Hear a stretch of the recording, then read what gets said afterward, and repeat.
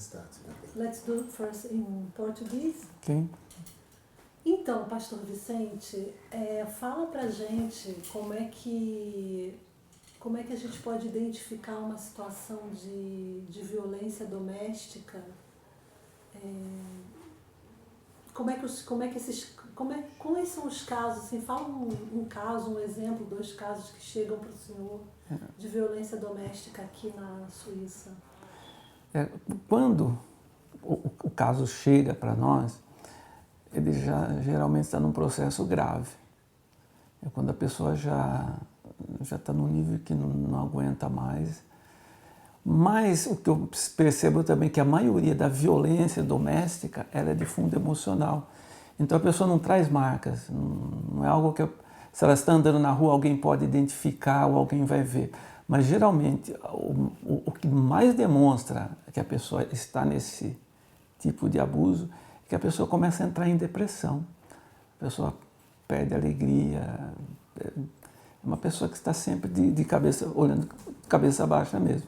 Então isso é uma das coisas que a gente percebe quando alguma coisa não está bem.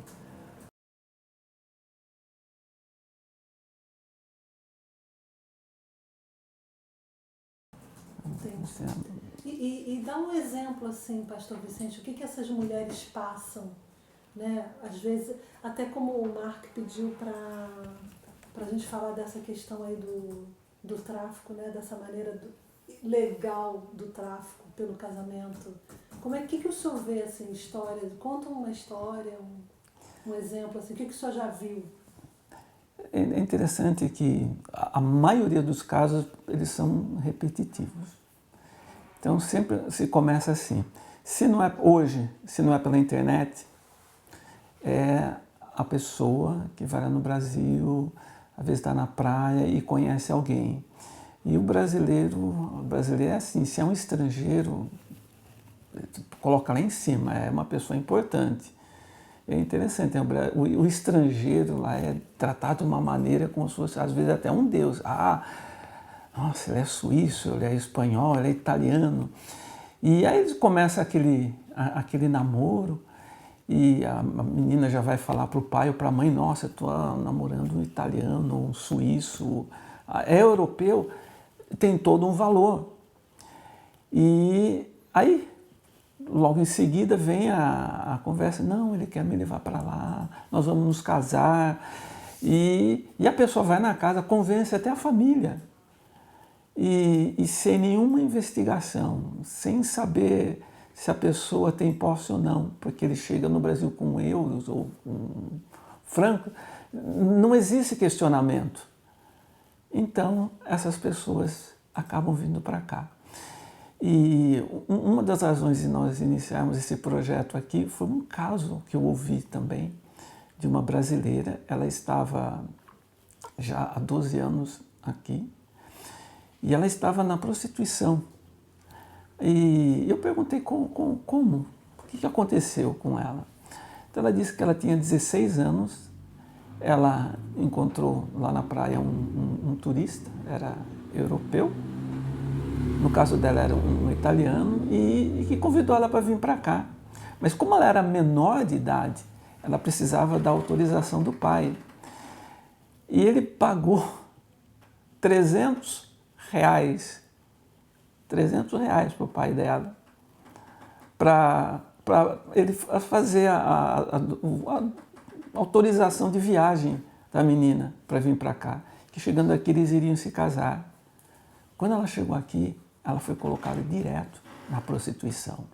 Ela era menor ainda, de idade. E ela não conseguiu sair. E muitas pessoas falam, mas por que não foge? Mas 16, 17, 18 anos, elas não têm essa força para sair. Mas ela falava comigo com ódio do pai dela. Ela falou assim, meu pai me vendeu por R$300. Quanto é R$300? Menos do que 50 francos. Então, veio com o quê? Uma proposta de casamento. O mais interessante é que depois a pessoa se casou com ela, mas somente para dar permissão para ficar aqui. Mas a exploração continuou do mesmo jeito. Então, quando eu vi essa história, foi algo que marcou a minha vida. Eu falei, nossa, temos que fazer alguma coisa.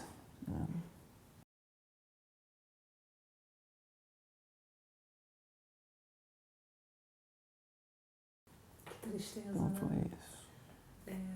Eu acho que seria bom se o senhor pudesse falar assim, uma frase dizendo que muitos homens, enfim, estrangeiros usam o casamento como uma forma de tráfico, vamos dizer, como se estivesse limpando o dinheiro, né? Limpando o tráfico, né? Com o casamento. Acho que seria bom que o senhor falasse alguma coisa assim. Uma coisa que é interessante é que muitos desses homens que vão e trazem essas mulheres, eles envolvem algumas delas no coração, porque umas se apaixonam de verdade. Mas eles já são treinados para fazer isso, porque é uma forma de tráfico. Quem que vai contra uma mulher que está saindo de um país para o outro, às vezes até casado com documento? Eu tive um caso de uma moça, olha que situação, por isso que eu falo, as histórias se repetem. Encontrou esse moço lá no Brasil, ele foi conversou com a família e convenceu a família aqui. Chegando aqui, eles iam se casar. Então, olha só, ninguém proibiu, não é um crime, todo mundo tem o direito de ir e vir.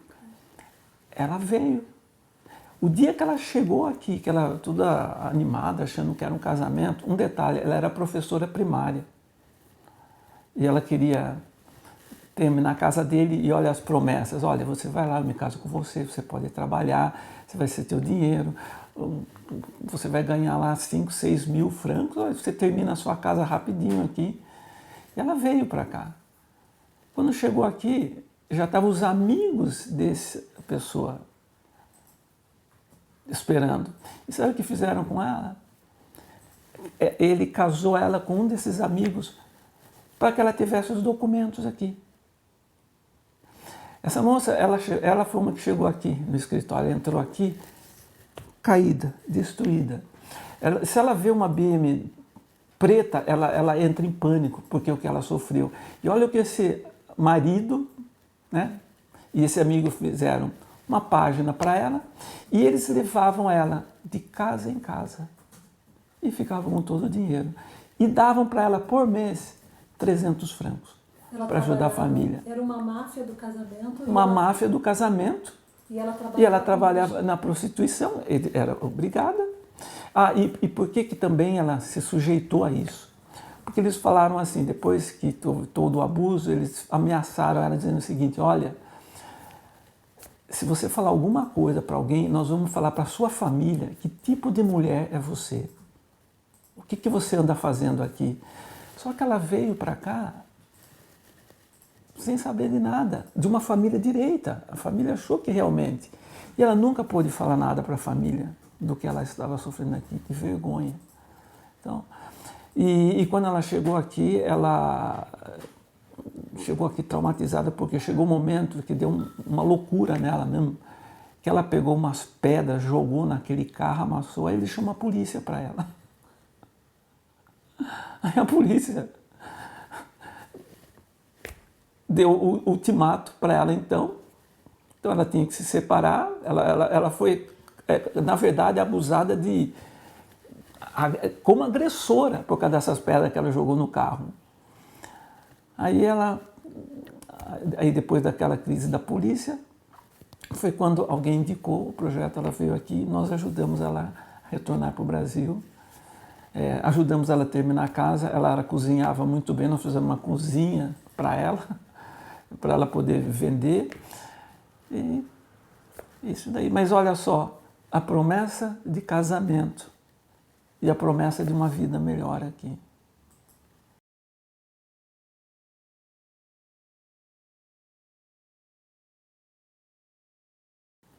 Então que loucura, né? É uma loucura. Ô, pastor Vicente, conta aquela história também, que isso é um abuso psicológico enorme dos homens que fazem as mulheres de cárcere privado. Olha, muitos são os casos também daquelas mulheres que vêm. Sempre eles têm o atrativo, né? Olha, você vai lá, você vai trabalhar de garçonete, ou você vai trabalhar num restaurante e você vai ganhar 6 mil, 7 mil. Ou outras vêm para trabalhar de babysitter para ganhar 2 mil francos. Que quando você faz a conta lá no Brasil são mais de 10 mil reais. Então, poxa, ganhar por mês, num ano, elas não conseguem ganhar.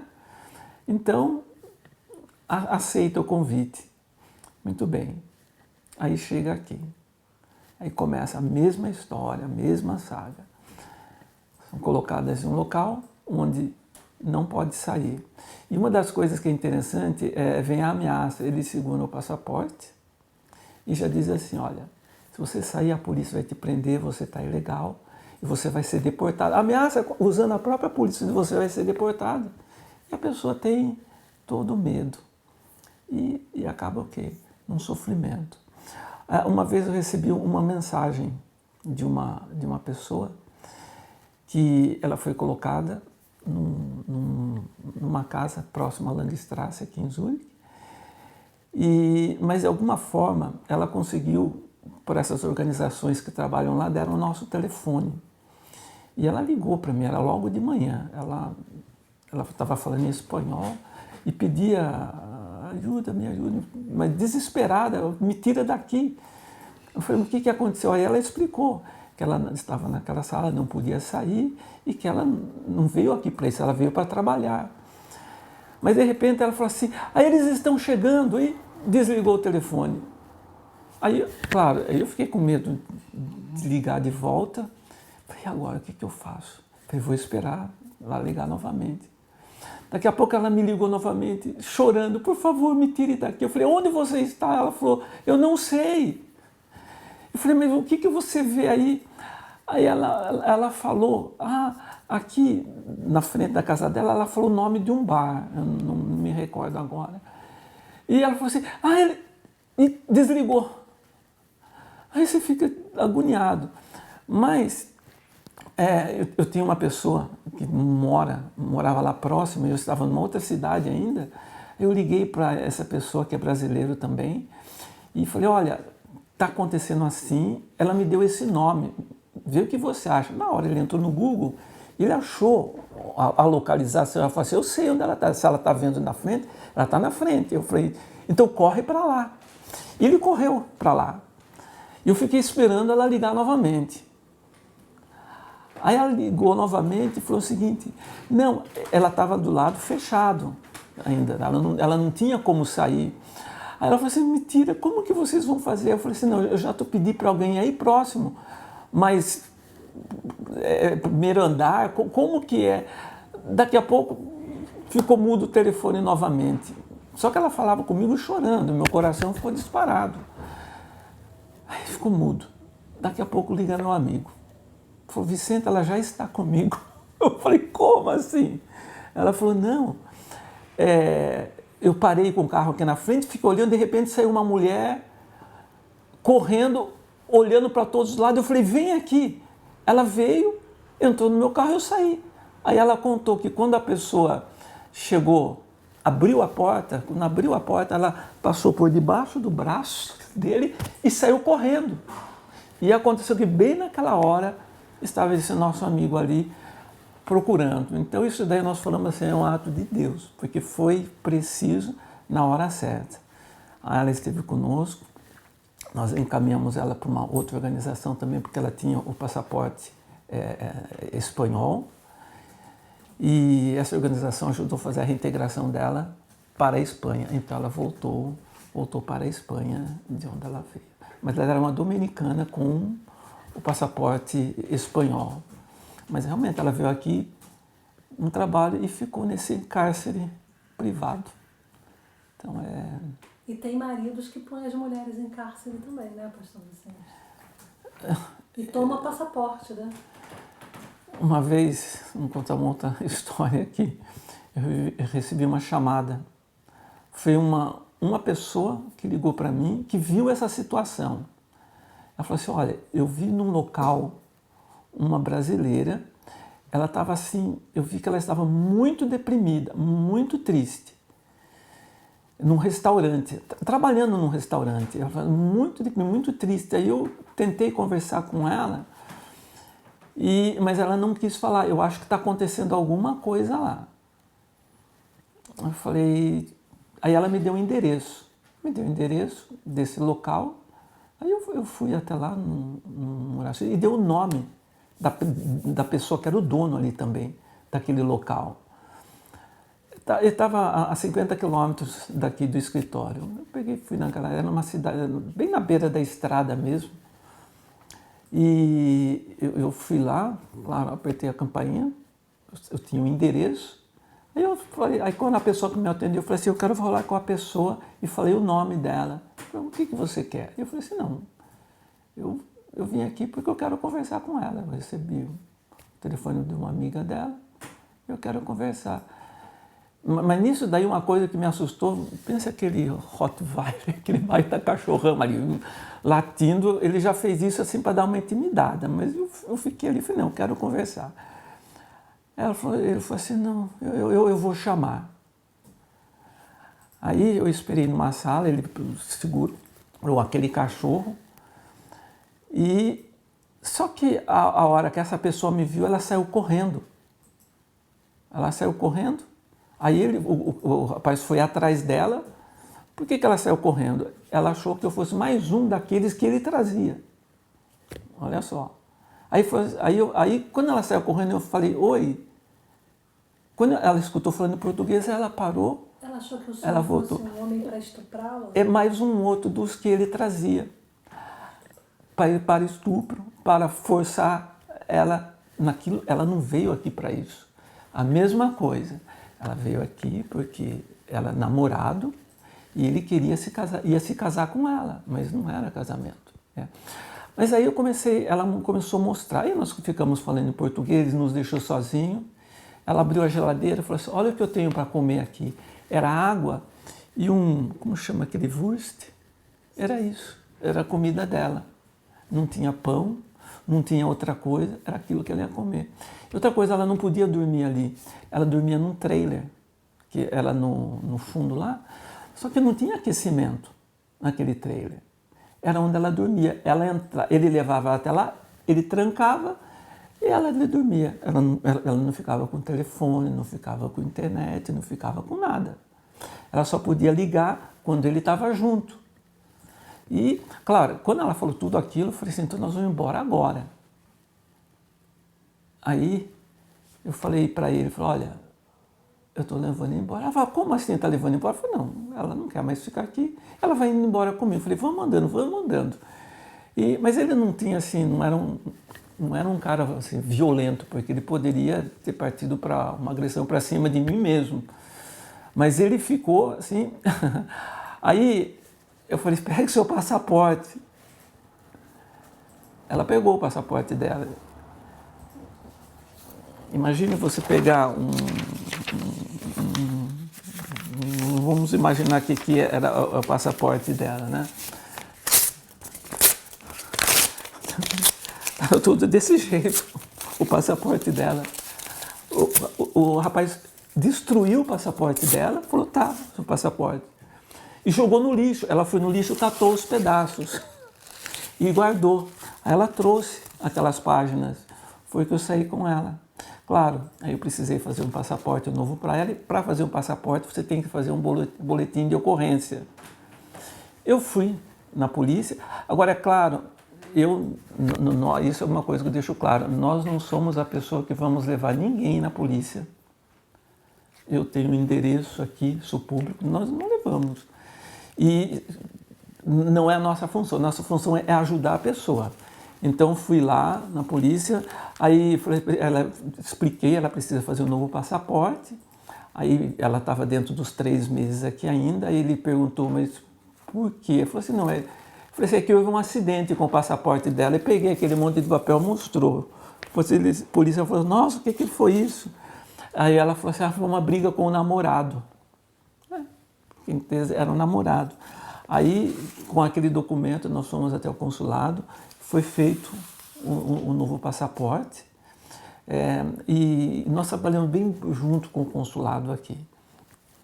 Tudo isso daí Ela ficou conosco um dia, no dia seguinte ele veio na polícia, fizemos o passaporte dela e à noite ela já embarcou um voo para o Brasil e lá no Brasil nós colocamos ela num programa de reintegração, onde ela foi fazer um curso de cosmética também para ela ter o próprio negócio dela. Mas esses são os convites. Mas é isso, a pessoa quando vem é porque ou é o namorado, ou é porque alguma amiga que é amigo de alguém convidou, você pode vir para cá, que aqui vai ser tudo bem, vai dar tudo certo. Mas é muito triste o que espera. E é um risco muito grande. Só mais um exemplo eu quero dar aqui de uma pessoa. Eu tenho até a fotografia do dano que foi feito. E também na internet, um emprego aqui na Suíça, trabalhar como parte de costura. Ela falou, poxa, estou bem. Veio, só que essa situação foi aqui em Berna. Ela veio para trabalhar e a pessoa que ia contratar morava no quarto andar de um edifício. Você fica aqui, enquanto nós vamos arrumar os papéis para você. Eu preciso do seu passaporte, dos seus documentos, tudo para fazer o contrato de trabalho. Aí o cara já falou o seguinte para ela, depois que pegou o passaporte tudo, deu umas roupas, aquelas bem decentes. Falou, você vista essa roupa aí agora. Ela falou, por quê? Falou, você tem que trabalhar aqui. Aí ela entendeu o que estava acontecendo. Ele falou, se apronte, que daqui a pouco eu vou chegar com os meus amigos aqui. Aí o cara trancou ela no apartamento e foi embora. Só que ela, no quarto andar, o que ela ia fazer?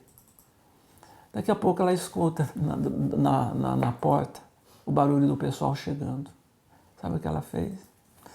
Ela foi até a varanda, que está no quarto andar. Ela segurou, se pendurou, olha o perigo, e se jogou dentro da varanda do terceiro andar.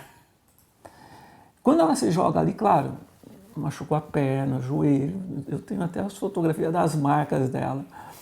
Quando ela se jogou ali, imagina um barulho, o dono da casa escutou aquele barulho na área, abriu a porta, ela falou que ficou paralisada olhando para a pessoa, e a pessoa foi para o lado da porta, abriu a porta, não trocaram uma palavra, ela desceu correndo. Então o pessoal estava tentando ela lá em cima, ela saiu correndo, desceu as escadas e foi para o ponto do ônibus, polícia, polícia gritando, polícia. E aí ela entrou num ônibus e ela, polícia, claro, o motorista entendeu, chamou a polícia. Aí a polícia pegou o caso dela, passou ela para o consulado brasileiro. Aí eles mesmos deram os tickets para ela vir até Zurique, mas aí o consulado aqui já entrou em contato conosco, falando desse caso. Aí nós já esperamos ela na estação de trem aqui, e a pegamos, trouxemos aqui para o escritório e fizemos todo o tratamento para ela poder retornar ao Brasil. Mas olha, ela poderia ter morrido.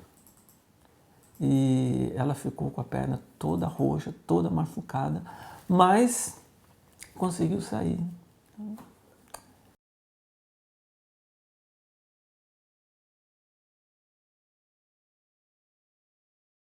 Então você faz a pergunta.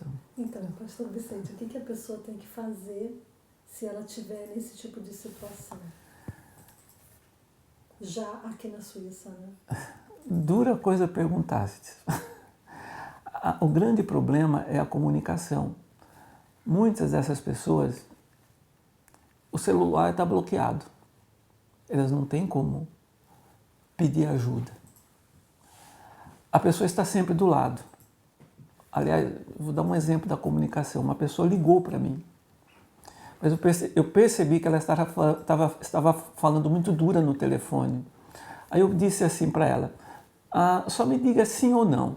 Tem alguém do seu lado que você não pode falar? Ela, tem, sim. Aí eu comecei a conversar com o código, aí perguntei se ela estava sendo violência, ela estava sendo abusada, tudo. Sim, não, ok. Porque a pessoa deixou ela ligar para um pastor de uma igreja. Olha só. Então, e Ele não sabia da conversação ali. Então, o maior problema é a pessoa conseguir um veículo de se comunicar. No caso dela, eu consegui marcar com ela o seguinte: então amanhã, às 4 horas da tarde, o horário que ele não está, porque ela ficava trancada, mas aí já era no 7º andar de um apartamento. Ela ficava trancada. Não tinha como sair. E não tinha telefone, não tinha nada na casa. E aí ela falou, 4 horas da tarde ele não estava lá naquele horário. Aí eu fui lá naquele horário e ela conseguiu, interessante, naquele dia que ela saiu de uma certa forma, ela conseguiu até a chave para sair do apartamento. Aí ela conseguiu sair. Aí eu a trouxe, levei ela para uma outra organização aqui também para ajudar. Mas o que fazer quando a pessoa está aqui? Bem, ela tem que conseguir fugir. Se ela não tem um meio de comunicação. E correr, como aquela mulher fez, chamar a polícia. Chamar a polícia. O caminho é a polícia. A polícia, eles têm um departamento específico para tráfico humano, eles vão saber como tratar. Se é estrangeiro, normalmente eles vão chamar os consulados dos respectivos países para dar a devida assistência nesse caso. E as organizações sociais, claro, se a pessoa tem condições de ter internet, alguma coisa, se ela clicar qualquer organização social de apoio às mulheres, vão ajudar a sair também. Mas a maneira tem que ter o veículo de comunicação. E se não tiver nenhum, é conseguir sair correndo mesmo. E gritar no lugar que tenha pessoas e pedir por ajuda, pedir por socorro. E nós já resgatamos uma pessoa que foi homem, nós somos mulheres, moço, foi trazido para cá para ser professor de capoeira. E fizeram o que com ele? Não, você vai trabalhar aqui na prostituição, já tem até uma lista de clientes para ele. Ele falou, não vou fazer isso. Então você vai ficar sem dinheiro, deixaram ele sem dinheiro. Quando deixaram ele sem dinheiro, só que ele é atleta. Ele saiu correndo e ninguém conseguiu segurar ele. Mas aí ele começou a gritar na rua, ajuda, ajuda. E alguém que ouviu em português, era um suíço que tinha uma namorada brasileira, ele conversou com a namorada aqui, chamou a polícia. Aí a polícia foi até lá, buscou, isso foi em Basel. E passou para o consulado, aí o consulado colocou ele em contato conosco e nós demos o apoio. Mas eu digo assim, o meio da fuga é encontrar a polícia, uma vez que está aqui. Agora, claro, estando no país de origem, tudo que nós falamos aqui não venha, investigue, ligue para nós, uma organização que já está aqui, para investigar se essa chamada de emprego, até casamento é real mesmo.